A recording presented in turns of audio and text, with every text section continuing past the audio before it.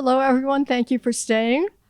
I'm Caryn James. I'm a film critic for BBC Culture, and I am so happy to be with the creators of this wonderful film.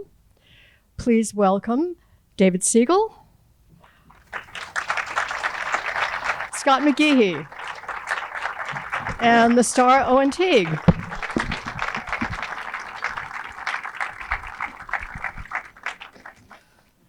And if you're not familiar with their work, they have done wonderful work, all of them, over the years. David just reminded me I reviewed their first film, Yes. and I was relieved that I liked it. Thankfully, she was kind. But that was Suture. They've also done films including The Deep End, What MAISIE Knew with Julianne Moore and Alexander Skarsgård, a wonderful little film. And Owen Teague, you know from Bloodline and It and The Stand, and he has about a gazillion things about to come out. I've lost count. So not that many? Well, you can count. Close. So David and Scott, you started this film and shot it all in 2020 during the worst of the pandemic lockdown. Tell us about that. Where did it come from? What was the origin of it? And how did the pandemic or lockdown affect what the shape of the film was in any way? You want to start that? Well, sure. I mean, we were I think so. Can you hear me? Yeah. We were working on another project called The Friend before the pandemic hit, and you know, it's everything kind of slowed down, and we were kind of we were going to wait this COVID thing out for a couple of weeks and get The Friend back up on its feet, and that clearly, you know, they just got longer and longer until it must have been about June or July of 2020, we decided we really had to think of something else to do if we wanted to make a film. And we did. We were desperate to. So I think in July we started writing this, and we decided to set it in Montana, and that was kind of a trap we built for ourselves, that if we were going to shoot it in Montana, we had to get it done before the winter came. So it was at the time we were still, you know, sheltering in our apartments and not even working together. We wrote the whole thing kind of talking to each other on the phone, but we wrote it in a matter of weeks, and then invited some people to join us in Montana. And I think for most of us, it was the first time out of our apartments or to go anywhere. Yeah. Once the lockdown had shut things down. Yeah. Yeah, I'd spent the first like 8 months of the pandemic in Florida with my parents, and so that was like the first time out of the house, and it was suddenly Montana, and it was very different. So I was just going to add, Owen auditioned for us from his parents' attic. You know, he sent us a audition of the scene that he performs, the kind of confession scene to Ace. He had to do that whole scene by himself in his attic. Huddled and sad and crouched into the corner of your parents' attic. That's right. Yeah. So how did you know that he was the right person for that role? And when did you first meet in person? We didn't meet until Owen arrived in Montana. And Really? No, wow. We hadn't met Haley Lu either until she arrived in Montana. We had been talking to Haley over Zoom about a part in The Friend. And so we'd gotten to know her a little bit and had her in mind when we started writing the script. But we wrote a kind of American Western young man character, a kind of archetype, a sensitive, coltish, you know, someone who is sort of just coming into his own as a person. And Owen, you know, just really stepped into it in a way that I think Owen has said many times. There's really been a role that you felt like you just sort of stepped into, and so we just felt supremely lucky. What was it about that role that spoke to you? That's the funny thing is, like, I didn't know at the time, and I'm still not quite sure. I think there's something about the way that Cal carries himself and how this, you know, horrible half hour, 15 minutes of his life has kind of shaped the rest of his entire existence. That I think we all go through in some way, be it one event or multiple events, and that that kind of affects how he views himself as a person and as a man, and it was something that I connected quite strongly with, and that I don't think is portrayed on screen a lot. That kind of like reflection that he sees in himself of weakness. And I think that sometimes with film acting, sometimes your one's physical presence is as important as anything in terms of like someone being believable and credible in a role. And Owen's tall and lanky and has a certain kind of Western look to him, and so he brings all that to the table before he ever opens his mouth, and that's really, there's a lot of strength in that. I've gotten the word lanky about 1 billion times in the past 2 days. If he was playing a wrestler, wouldn't be as appropriate. Not very convincing at that. You have to start slouching, then you won't be called lanky. Yeah. So why Montana, of all places? It's very counterintuitive that you did this film, because you would think during a lockdown you would do a small scale film with 2 people in a room that would be much easier. And instead you have all sorts of moving parts, horses, weather, everything that makes it, I would think, more complicated. Why did you do that, and why Montana? Well, we really didn't know about the weather. Yeah, we didn't know about the weather, and we didn't want to do a movie in a room. We didn't want to. We thought, like, how can we open a film up without exposing a big cast and crew to something that might be dangerous. So, open spaces was certainly something that we had to think about, and we were kind of working with a Western story, and Montana.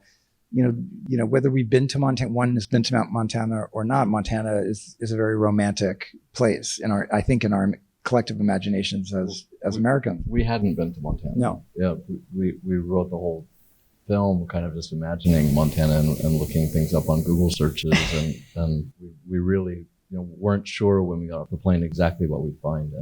But a lot of some of the story came from the research, the Native American characters and how they interrelate to the family and the land, and the mine scene, the open pit mining that's been going on in Montana for more than 100 years. So almost all of the reviews and features that I've read about the film mention Western. And some of them say it's a neo-Western, it's a Western, it plays with Western tropes. How do you see that in terms of that genre? Was that in your mind when you were writing it? It very much was. And, I've said the horse was like, the third or fourth element that we brought to the table. And it was because we wanted to work in, that register of a Western. We've sort of, I think, longed to make a Western film, having grown up in California and kind of, especially the kind of central part of California. We've both spent a lot of time there and talked about Western stories before. We also are very interested in melodramas and, kind of family stories. And so I guess there's that. I mean, you see a lot of Westerns that are also very concerned with those same kinds of melodramatic tropes. So there was that kind of Western that we wanted to make. Mm-hmm. But when you say melodrama, that sounds to me like it's very over the top. And one of the beautiful things about this film is that it's very contained, and the performances are very contained.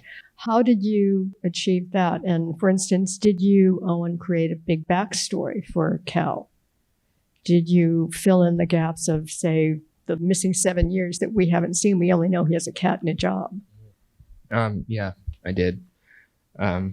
And what was he doing all that time? Well, he was finishing up, growing up with suddenly without Aaron, with just his dad, which was something that we never actually went into in the movie, but we talked about it. Yeah, we talked about holding that in. Yes, like having to hold. Yeah.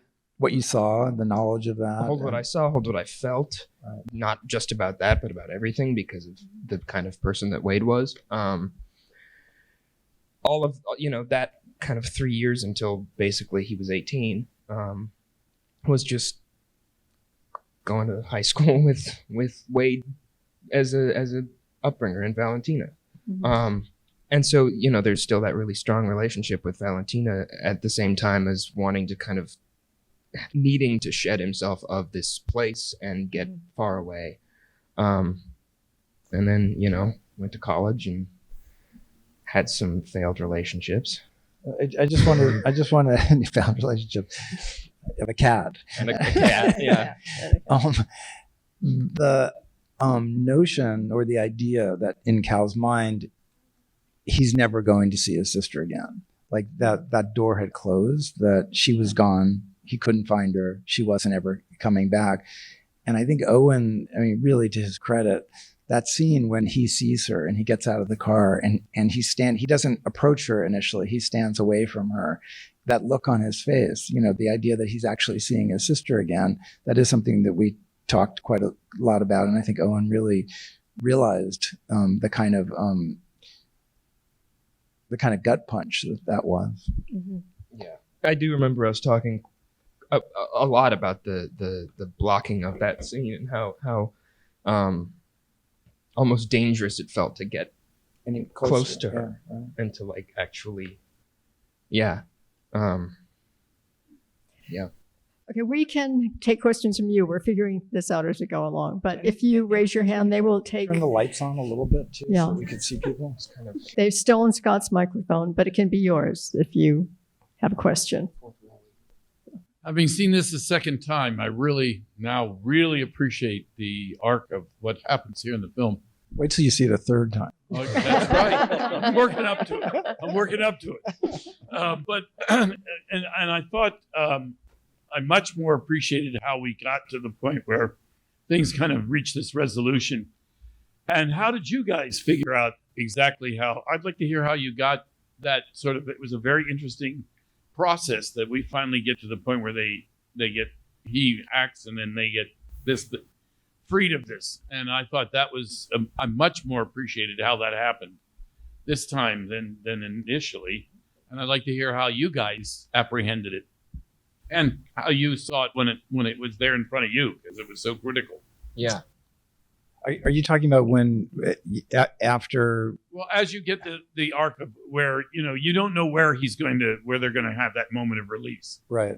and you don't realize that the little surprise is that I guess I should say he kills him, or so there's that clearance, and I didn't you don't expect that when you see it the first time for sure, and then when I saw it the second time, I better understood how you had to get there. And I want to know how you guys figured out how you got there, because it really impacted on me so much more the second time. In a way, that's the plottiest part of the film, right? Like, one thing leads to another, that finally like catalyzes Aaron to, something has happened that in a way resembles what happened 7 years ago, but in reverse. And that's what pushes her to, finally confront her brother, like, why did you do this? Which he hasn't been willing to do or able to do. So, I'm not trying to deflect the question, but that plotted out more in a more conventional way. But do you think that freed him so that he could act? And that was, that to me is what I caught the second time, which I didn't get so much the first time, or didn't impact as much the first time. Well, I think I think you mean the act, as in pulling the plug on Wade, right? That always felt very kind of natural to me. This is a little bit, not admitting that I would commit murder of my father, but that it felt like it didn't feel like somewhere that I had to figure out my path to. It was like, okay, so we have now, Aaron and I have finally had this conversation, which has been waiting 7 years to be had, and now I have to close this chapter somehow. I have to like do something, and even though Wade is about to die, it's still something that Cal can do, and a kind of an intentional ending to this thing. So, and that always just kind of made sense to me. And that's how I think we talked about it. Yeah. We just got them. Are there any other questions back here? It's hard to see. No. Hi, a great film. Thank you. I'm from Bozeman, Montana. Oh, wow.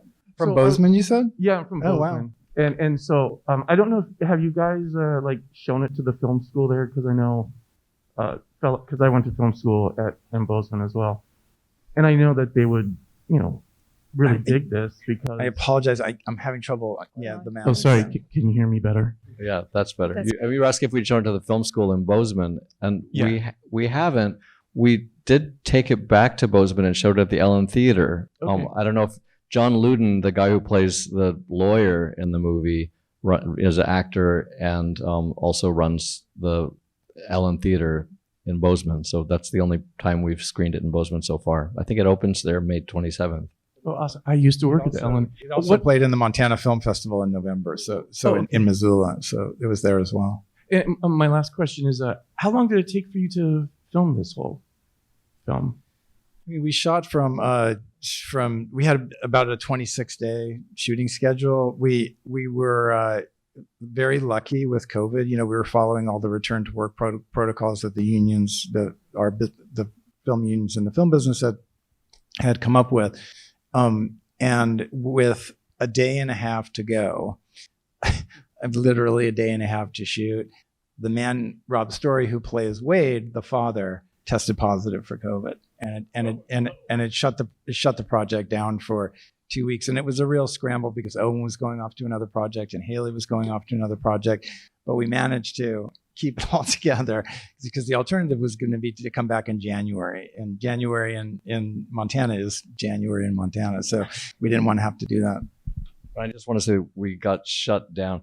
I mean, Owen's big scene, the scene he auditioned with, was a scene that we all spent a lot of time, thinking about and preparing about, and making sure Owen was like ready and the set was all ready for Owen, and there was the confession to Ace, a big difficult scene for Owen.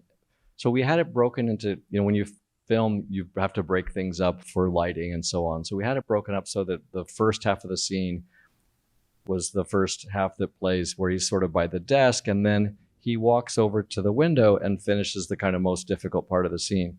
So we're in the middle of this very difficult, tense day, and we just finished up this beautiful work. Owen was really delivering. We're halfway through the scene. Halfway through the We've scene. made it. First part of the speech is done, and so now I'm going over to the chair to sit down and continue with the second part of the speech. And Nurse Amber, our on-set COVID supervising nurse, came in and stopped everything. We had to clear the set. And Halfway through the scene. So the entire crew and cast had to go out to the lawn and sit in a big circle and learn what our fate was, that we had to shut down for 10 days. And cry. As Rob's story is led away, like with his head hung low, off to, and he never was symptomatic. He was, perfectly fine. He came and saw the movie at the festival, but it was extremely dramatic. So Owen came back and finished the scene 10 days later. The whole thing or just the second half? Just the second half. Okay. Yeah. All right. Yeah, we picked it up. Before we run out of time, I want to ask you guys about the visual look of the film, about the cinematography and the production design. What were you going for there, and what specifically did you have in mind? Did you have other Western films that you had as kind of models or things that you were going for? I mean, we had looked at a lot of. We weren't really looking so much at movies as direct references to this. Before we started shooting, we shot it on film because we really wanted the texture of film. Because we thought that would lend something to the story, and we took it in a way. It was a very well. Scott's sister Kelly is our production designer, and so Kelly designed it. And the color palette of the movie was with our costumer Catherine George. We talked a lot about in terms of like having them both sit within the landscape, the costumes, and also stand out against the landscape. But as you can imagine, the close versus the, against the wide. So, the intimacy of the camera is sort of close to our characters, and the wide open spaces was something that we talked a lot about with Giles Nugent, who this is the fourth movie we shot with. Shot with him. There are other questions out there. Back there, maybe? It's hard. Yes, I see one back Here's there. one question. Yes. It's regarding that plot point about the father dying. I was just curious if he was brain dead and wasn't going to revive, the idea that they could have just pulled the plug earlier, was that not discussed at all in the film so that you could have this idea at the end of him, in a sense, killing his dad? Well, the state that we put him in, we didn't actually want it to be that he was brain dead, but that he was in a deep coma and most likely wasn't going to wake up. So The nurse that was his position said he wouldn't come back. right. And he seemed to be on life support. So I was just in my own head when I was watching the film, I kept wondering, well, are they ever going to consider unplugging him? Or was that a plot point where the son, Cal, couldn't really face that for some reason in his own head? I mean, I guess the way we approached the story, this happened very quickly. Cal was coming home for the first time and Aaron hadn't been there. I mean, the lawyer says at one point this is the way Wade wanted it, to be at home and die at home. So I think there was just that we wanted to kind of create a feeling that that wasn't really an alternative to, pull the plug on Wade until it was a necessity. Yeah. About Cal's character, is there a point at which you think he forgives himself for not helping his sister? Is there a turning point for him? Or when you were writing the screenplay, did you see it that way? Did we talk about this?